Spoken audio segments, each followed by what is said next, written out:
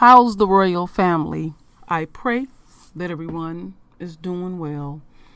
I know some may have heard about this tragic shooting of another one of our kings killed by a cowardly cop. One thing that I can definitely say, black folks is the only one I see get killed in some of the most craziest circumstances.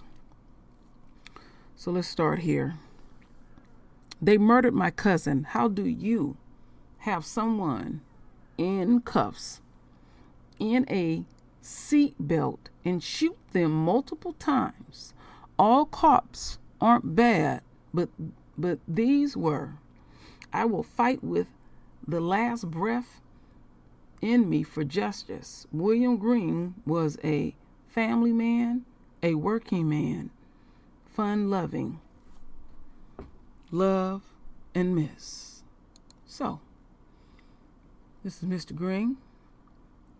The other pictures I seen, they tried to make sure he looked horrible, like they always do, along with his cousin. So I'm going to do some justice to this for this royal family. So this is the cop that killed him.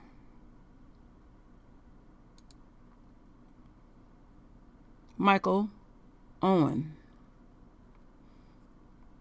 So it says here, the cop charged with murdering a handcuffed man in his police car previously killed another man. Oh yeah. Let's hear about it.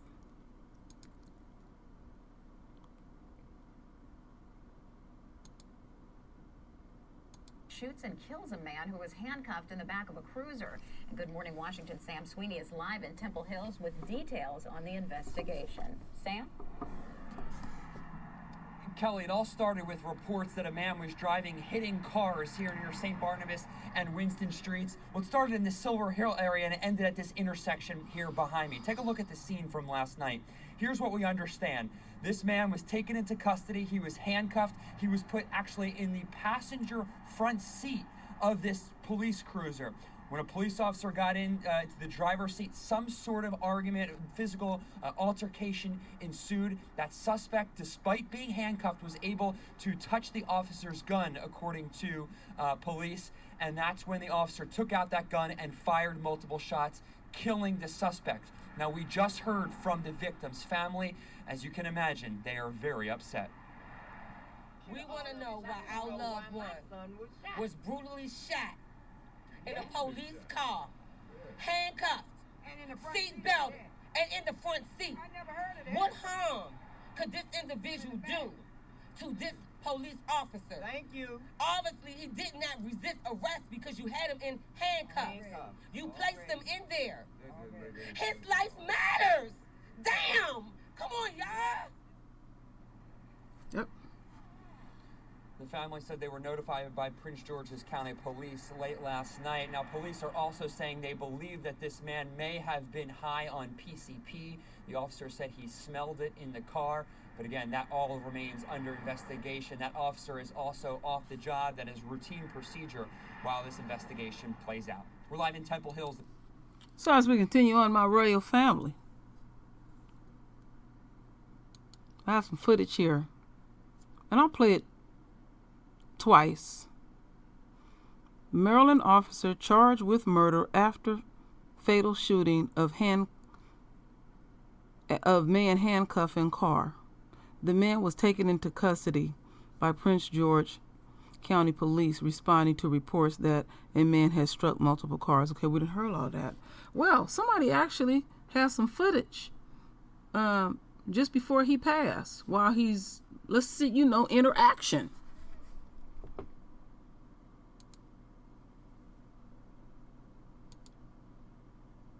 Police in Prince George's County, Maryland, say one of their officers responded to 911 calls last night that reported a driver hit several cars in suburban Washington, D.C.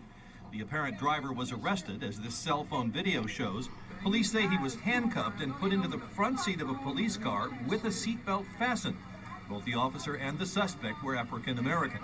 What happened next is now under investigation.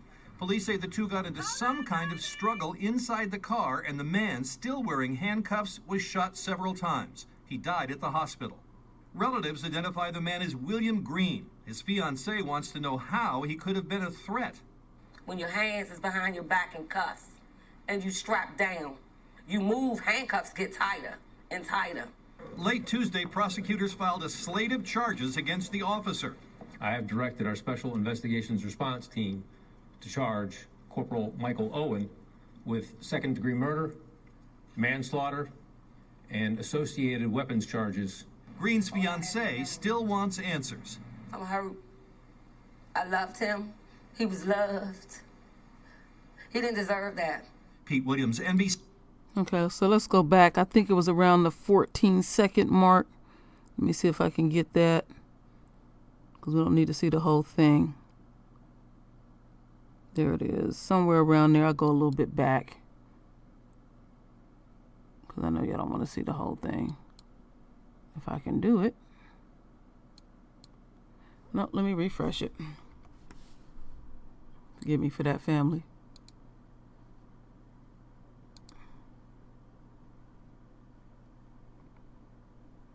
Police in Prince George's County, Maryland, say one of their officers responded to 911 calls last night that reported a driver hit several cars in suburban Washington, D.C. The apparent driver was arrested as this cell phone... Okay, you see him right there leaning on the car. He ain't giving nobody no problems. And we already know, again, when they handcuff a black person, they're going to make sure they make it real tight behind our backs and everything. And we hear that a handcuffed black man in a seatbelt was able to touch his gun, but he was fast enough to shoot him multiple times. What I heard was he shot him 7 times. So let's just look at that little piece right there.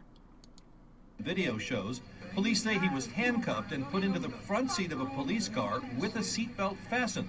Both the officer and the suspect were African American. What happened? Okay, so we'll leave it right there. You know, I was listening to Roland Martin, and I have to agree with Roland Martin. Guess. One of them said they think that this cop knew him. They think that it was something going on, because that story ain't gonna jive. But this ain't the first time I've heard of a black man being handcuffed and shot. And it's just crazy. It's real crazy, the shit that they say when it comes to us. And so, again, they're saying that Owens, they'll talk about that other part, but right here they're saying that Owens' record has also came under scrutiny in 2011. He was involved in another fatal shooting but not charged. On Monday, Owens was among officers who responded to a report that a driver had hit several vehicles in Temple Hills, just south of Washington, D.C. Upon locating the driver, police said he seemed to be under the influence. Now, we seen him there. I'm not saying that he was under influence or not. It didn't seem like they had no problem with him right there at all. If they was able to handcuff him, they were able to put him in a seatbelt, there were no problems. There wasn't no problems. Let me see here.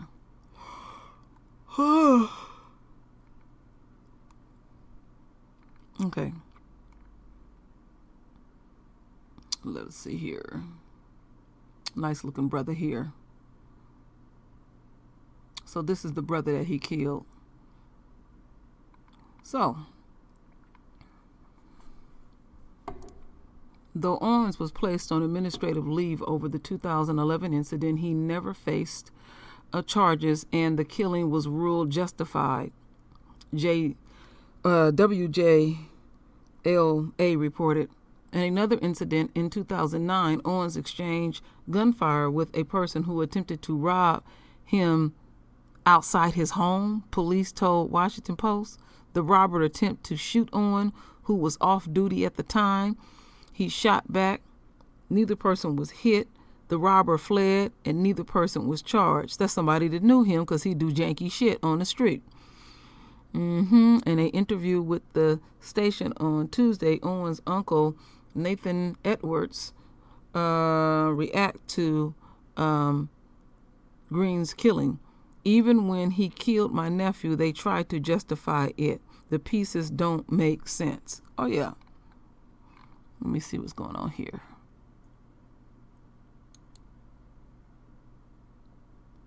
Okay.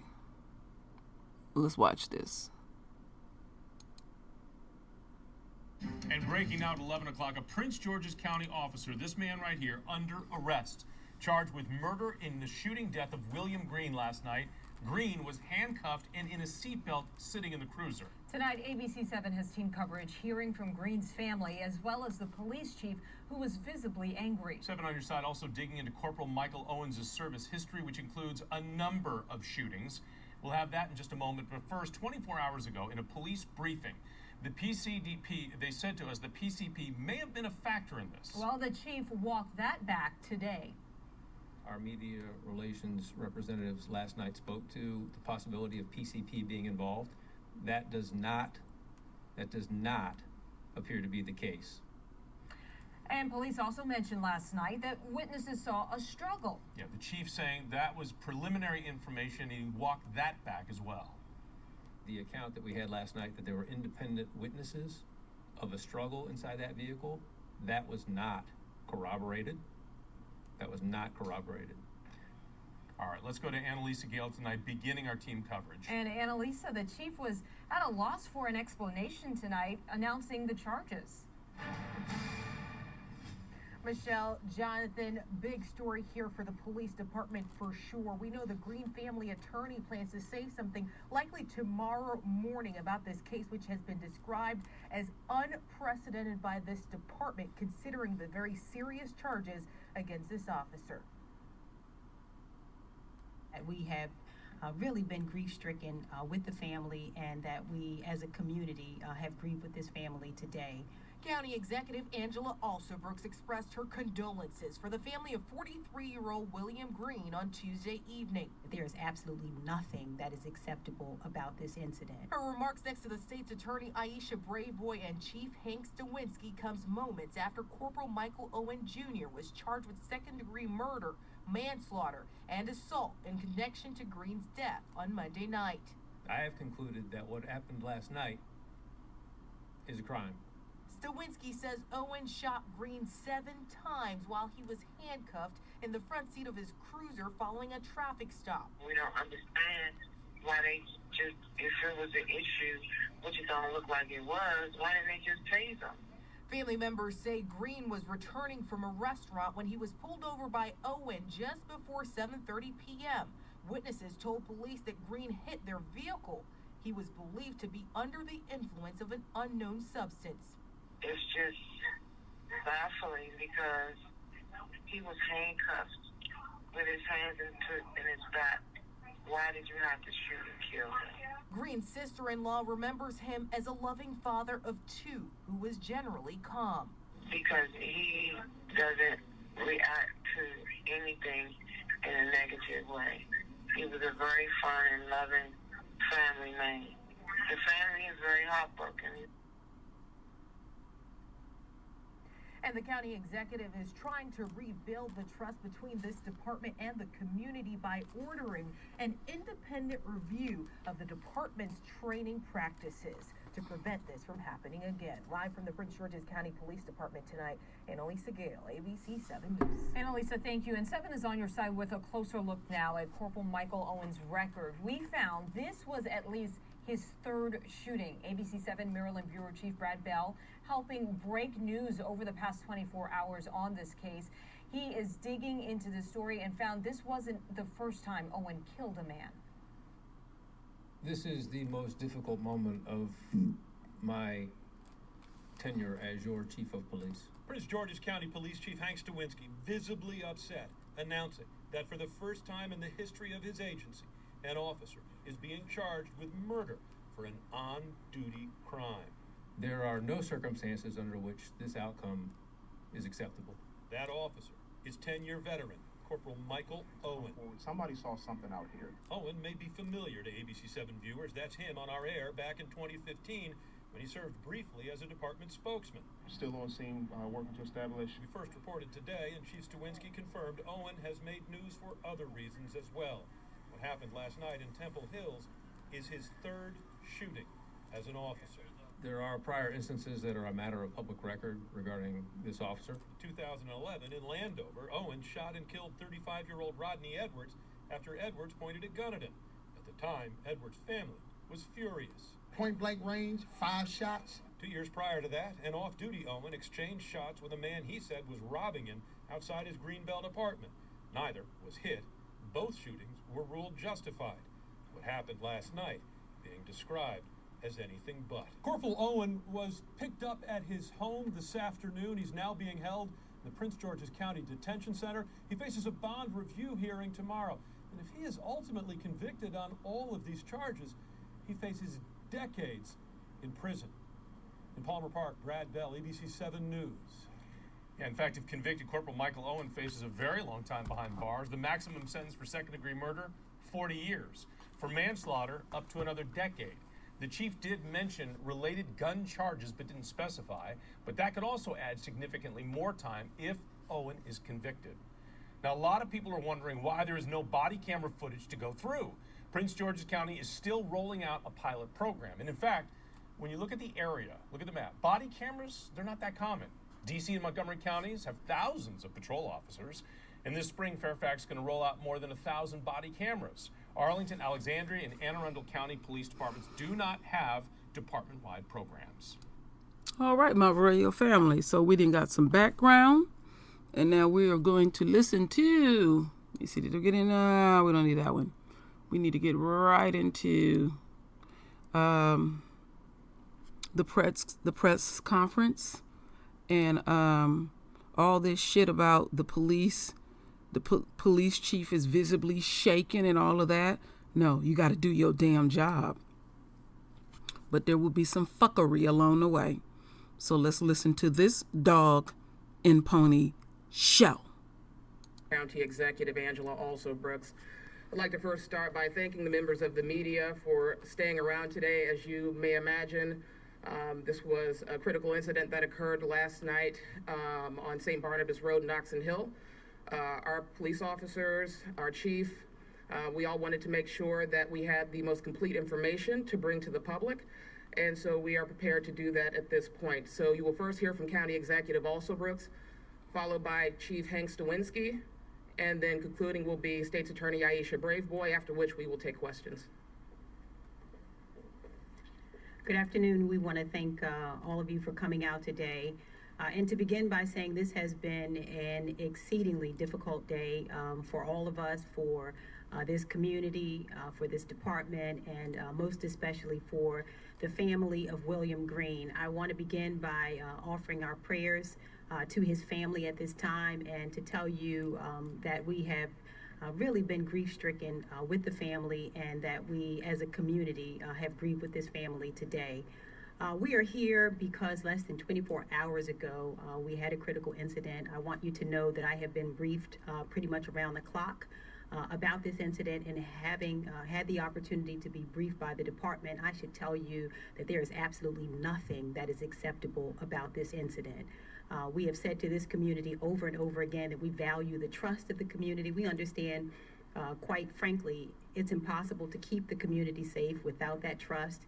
We have promised over and over again that they would have from us transparency and accountability. And so I am very proud of the work that has been done over the last nearly 24 hours by this department. They have worked really without ceasing for nearly 24 hours to investigate this matter. And I am standing today with our Chief of Police, Hank Stawinski, as well as our State's Attorney, Aisha Braveboy, who you will hear from as well.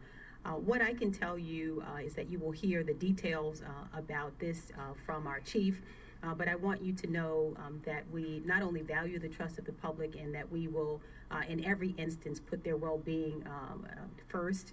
But I should tell you that even after today's announcement regarding charges, that I have directed the chief to order an independent review of our department's training practices and methods to ensure that an incident like this never ever has the opportunity to occur again. And so now I will call to the podium our Chief of Police, Hank Stawinski. Thank you. Thank you, Ms. Olson-Brooks, and good evening. This is the most difficult moment of my tenure as your Chief of Police. I appreciate your patience. I appreciate the patience of our partners in the media. But our community knows that when I have the facts, you will have the facts. For the past almost 24 hours, I have remained in constant consultation with members of our Special Investigations Response Team, our Criminal Investigations Division, our Forensic Sciences Division, and our use of force experts. This has been a thorough and exhaustive review of all form and manner of evidence available to us, as well as a review of the preliminary findings of the Office of the Chief Medical Examiner for the District of Columbia. And here are the facts. I am unable to come to our community this evening and provide you with a reasonable explanation for the events that occurred last night. I am unable to come to our community this evening and offer you a reasonable explanation for the events that occurred last night. I have concluded that what happened last night is a crime. And as a result, I have directed our Special Investigations Response Team to charge Corporal Michael Owen with second-degree murder, manslaughter, and associated weapons charges in the death of William Green. I want to, as always, speak on behalf of the hardworking and dedicated women and men of this institution. These actions do not represent them, and they represent the finest that this community has to offer. But I also want to be clear. There are no circumstances under which this outcome is acceptable. And I want to extend my heartfelt sorrow and sympathies to the Green family. You have my assurance that all of our methods and practices will be examined as this investigation proceeds, and I will be looking to independent eyes in the coming days to provide further insight into these circumstances. With that, it is my privilege to introduce to you our state's attorney, Aisha Braithwaite. Thank you, Chief, and thank you, Madam County Executive. Thank you all for being here today. As we are public servants, we must address the public when there are issues that we know are important to them. As was stated, the police in this case have charged Officer Owens. Officer Owens is entitled to a bond review, so he'll be in court over the next couple of days. As with any case where a felony is charged, a grand jury will be convened.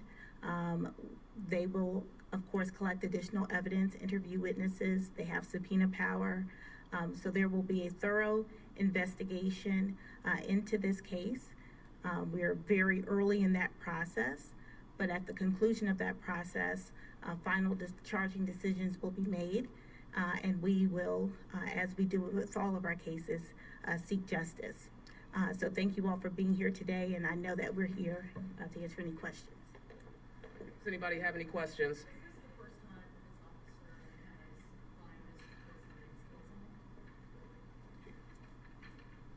There are prior instances that are a matter of public record regarding this officer, and I will be providing information through our Media Relations Division as appropriate and in accordance with Maryland law on those events for you. Chief, did this have anything to do with Mr. Green wanting to use the restroom? I cannot confirm that at this point. We are not quite 24 hours into this, and we are now in a position where we have placed charges because I have concluded that what occurred last night was a crime. But I do want to emphasize to our community that while I am confident of the evidence and the probable cause that substantiates those charges, we do not have a thorough and complete accounting of every single detail. The fundamental details, however, are the basis of the probable cause for which we're using to place these charges this evening. Can you speak to that? Can you speak specifically how you came about being able to decide what he did with the crime? Can you speak specifically to that? What I'm going to do is refer you to the statement of probable cause that we'll be releasing and ask you to use that as the foundation for your reporting on this evening. And then as this proceeds, we'll provide additional details. However, we are collaborating and have been collaborating since last night with the Office of the State's Attorney, and we want to ensure that our public statements at this point, despite the action that we have taken that I feel to be appropriate based on probable cause, do not interfere with the ongoing prosecution and subsequent representations to a grand jury in this matter.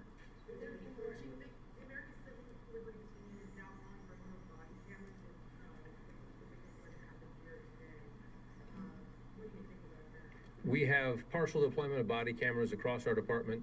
I have always been fully in support of deploying additional body cameras throughout our department, but I would like our county executive to address that because she has taken aggressive action on this topic, and I'll invite Ms. Salsa Brooks to the mic. And so we have decided before this year that body cameras were appropriate, and so we last year's budget funded the first installation of body cameras, and we began the process of putting in place the infrastructure.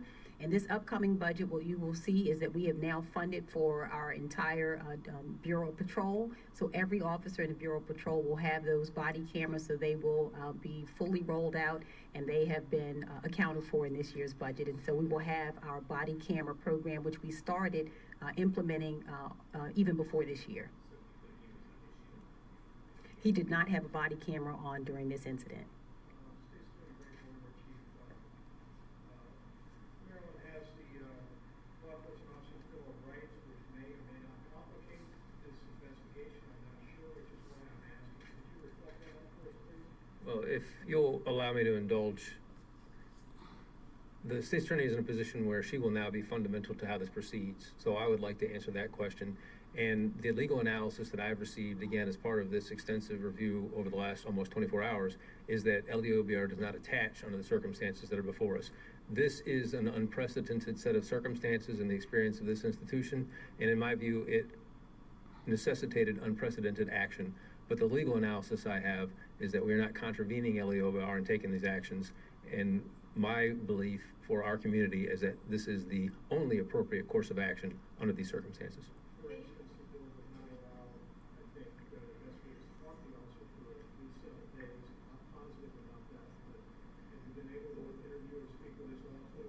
So again, I won't get into the details of that. I am confident that we have established probable cause to place these charges. We're not going to contravene anyone's rights with respect to LEOBR, but LEOBR does not attach under the circumstances which, again, are unprecedented and which we face this evening.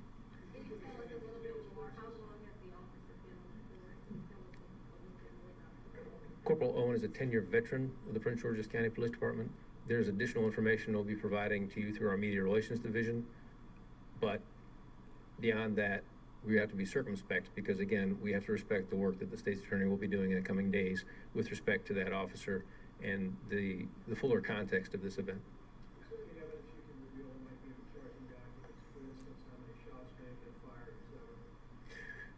I will say that we believe 7 shots were fired, and I believe that's reflected in the statement of probable cause.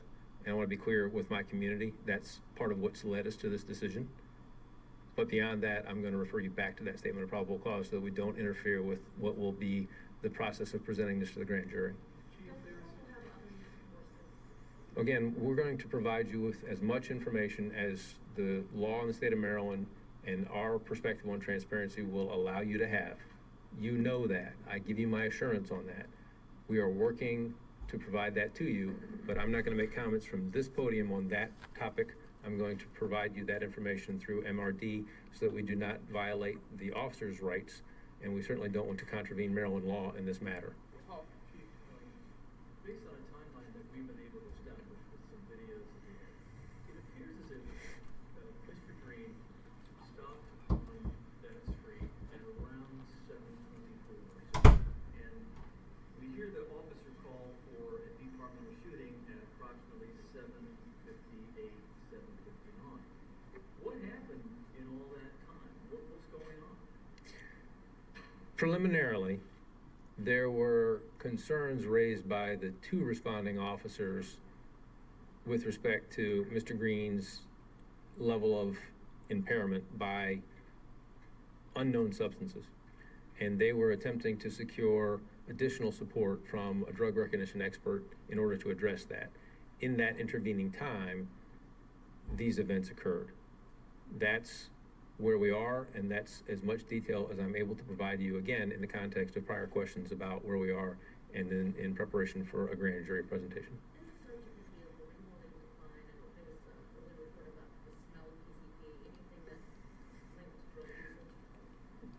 What we endeavor to do in Prince George's County, and as you know, is to provide facts when we have facts.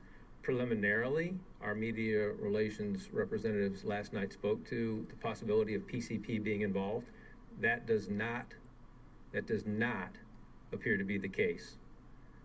Further, the account that we had last night that there were independent witnesses of a struggle inside that vehicle, that was not corroborated. That was not corroborated. And I'm not able to state to a certainty with respect to whether or not Mr. Green was seatbelted in that cruiser. Those are the three substantive changes that occurred as this investigation proceeded through the early morning hours and brought us, frankly, to this point. Those are the 3 points that I want to correct. Again, I hope that the community will offer me some latitude. We seek to provide information quickly and to be transparent. That was preliminary information. And as I've always promised the community, when I have facts, you'll have facts. So again, we do not believe PCP was involved. We do not have independent witnesses that observed a struggle. And we do not know for certainty that Mr. Green was seatbelted in that cruiser. Tell us anything about any other officers that may have been on the scene or near the scene when this occurred, or whether or not they witnesses in this case? I cannot, again, out of respect for the grand jury process and obviously interviews that will need to proceed with our special investigations response team. As again, to be clear with the community, the investigation is not concluded because we have chosen to place charges based on probable cause, but those are components of the next phase. As was explained in a conversation we had earlier, there are two components, and we are being respectful of what follows with respect to the state's attorney's prosecution in this matter. He was handcuffed behind his back. Madam Secretary, I just have a question. So we started with cuffs. We got 6 months sentences. Then we have DeMonte, who actually was paralyzed by the police. Now we have another handcuffed man that's shot 7 times. When are we going to do a bad police register and stop taking charges from the collusion of these policemen being bad cops? We need a bad cop register because what they're doing is taking up for each other. The blue lives matter. So is it a possibility that we can get a list and stop taking charges and protecting these cops? Because now we started with punch, now we got a paralyzed man, now we got a man dead. We got a problem with you now. Whom are you addressing that question to? She's the one that wants the charges. Stop taking charges from these cops because eventually this cop lied. All the stories that came out in the beginning, if you guys stood by that cop, y'all stood by the cop. I'm talking to Madam Secretary. No, I understand, ma'am. So if you have something you'd like to discuss further, we can do so after this press event. I understand, and that could be addressed after this media event. So with that, are there any more questions from members of the media? I'm not disregarding you. No, please, let's have a discussion afterward. Understood, ma'am. But ma'am, we may have a discussion afterwards about this. Okay, go ahead. You know what, we appreciate your concern and we share it. I understand the passion that you brought here tonight. And let me just say, and you know, we're upset too. That's the reason we're here tonight. But what we want to do is to conclude this conference. And I promise you that we will step aside and talk to you. But we share your concern. We understand that you're upset and you're not alone. You are expressing the frustration of this community. We understand it. We get it. I promise you we will not minimize it. That's the reason we're here tonight, and we respect you for coming out to express it. If you just give us a chance to conclude here, I promise you that we will step aside. I know the state's attorney will be more than happy to discuss this with you. All right, so if there are no other questions, okay.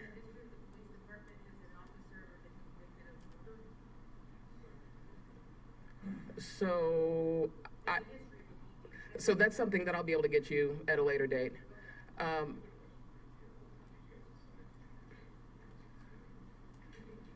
So, Chief. I want to be clear. This is a difficult decision to arrive at. We have to respect due process. But in the early morning hours, I had grave concerns. And that's why, for the last almost 24 hours, I've been engaged with all the components that I enumerated earlier. And then ultimately that decision was made earlier this afternoon.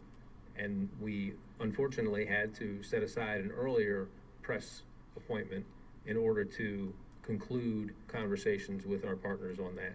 So in the early morning hours, I had grave concerns. And then early this afternoon, I arrived at that decision. And that's brought us to this point. Chief, can you just be clear, is he in custody now and will face a bond hearing tomorrow? He is in custody now, and we are anticipating a bond hearing in the near future, yes. Do you have any information that Mr. Green may have had some kind of a diabetic reaction if he didn't? I'm not going to be able to make any comments with respect to that. Based on what we've heard about his erratic driving? I don't have any insight into that question right now. Something else I think is, you mentioned that there have been conversations about people who are experiencing some kind of trauma, whether it be with drugs or some kind of medical emergency or mental illness, and the police department's response to that. We were talking about treatment training. Will that be part of what you all are focusing on this year? Look at what's going on for many people who are in traumatic situations or distress? I'm not certain what the ACLU's reference for that is. What I know is that we train our officers in crisis intervention, and last evening was an example where they were looking for a drug recognition expert to address concerns that they had. In other cases, we refer to our psychological services for people who are in crisis and experiencing emotional crisis. So there's a host of capacities that we have under those circumstances. But yes, as the county executive has made clear, and as we will continue to do, we are going to look at our methods and practices and look to generate additional capacity, because this is not acceptable. This is not where we want to be.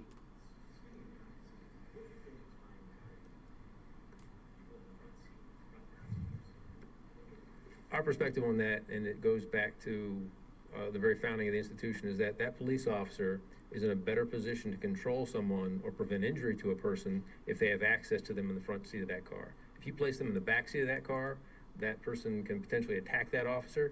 That person can move throughout the vehicle. If there's an accident, you're not able to throw your arm over there, and I've done that, try to prevent somebody from being injured in a collision or a sudden stop. And again, these practices go back to, and my experience with that, to be clear, goes back to before airbags. So it's so that that officer has the ability to control that individual should they choose to become disorderly during the process of arrest.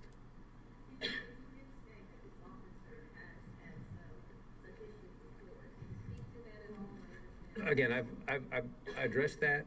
Those are matters of public record, and we're working to pull the public record from those events of almost 10 years ago so that we're providing the same information we disclosed publicly at that point. But again, I want to be clear, our goal is transparency. Our goal is to provide facts to this community and to hold people accountable. And we also have an obligation not to contravene the law, and that's why that's going to take a moment, because again, I'm standing here in an unprecedented set of circumstances and providing this information not 24 hours into it. I'm only asking for a little patience while we do that, so again, we don't contravene the law.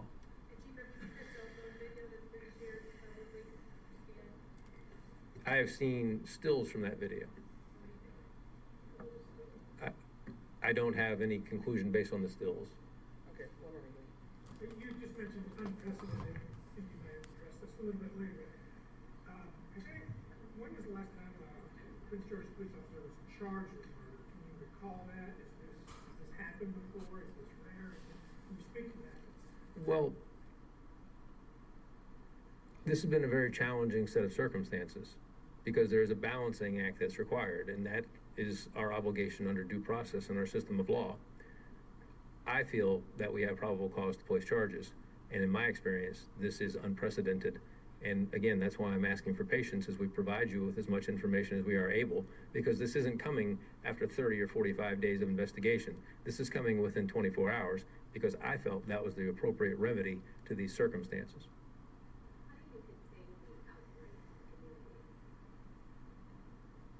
I ask this community for their patience and understanding. I've made it clear that, in my view, this constitutes a crime, and that individual will be held accountable for that crime in the same way that any other individual under law would be held accountable. There aren't two sets of rules, and there is no dynamic whereby we are going to defend the indefensible. We are not defending the indefensible, and this demonstrates our commitment to that very principle once again. And if you take the time to examine my track record as the chief of police, you'll see that I have time and again made clear statements and taken clear action where actions of our officers fail to meet the standards of this community. With that, I'm going to conclude and say thank you all. All right, my royal family. I know the sound was janky for the people at the back. I couldn't even hear them. But let's go back here. So, this brother here was handcuffed in the front seat and seatbelted. And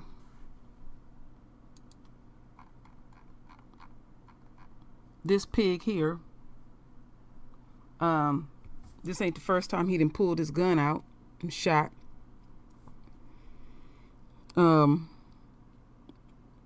At us.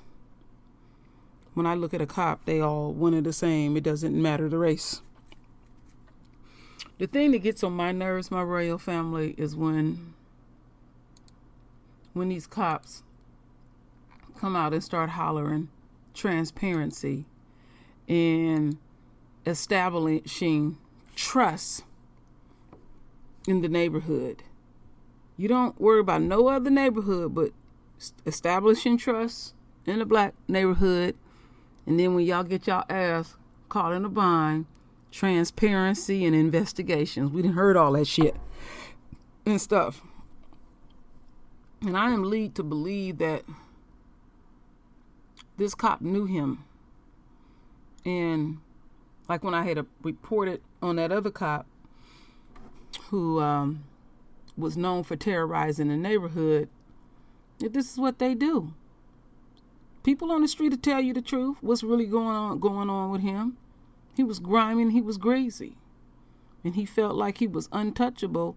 And if somebody got under his skin, and this one apparently did, or he knew something about him, gonna shoot him 7 times. He touched your gun. He's handcuffed from the back with a seatbelt on, and he managed to touch your gun. That logically don't make no damn sense at all, and I'm not gonna entertain it. So what's new in America? Like I ask you all the time, America, how do you dismiss 16 bullets? America. I'll leave it right there, my royal family. Render your voice with your beautiful divine words. And as always, my royal family, I thank you for your love. I thank you for your support. And with that said, Ashe.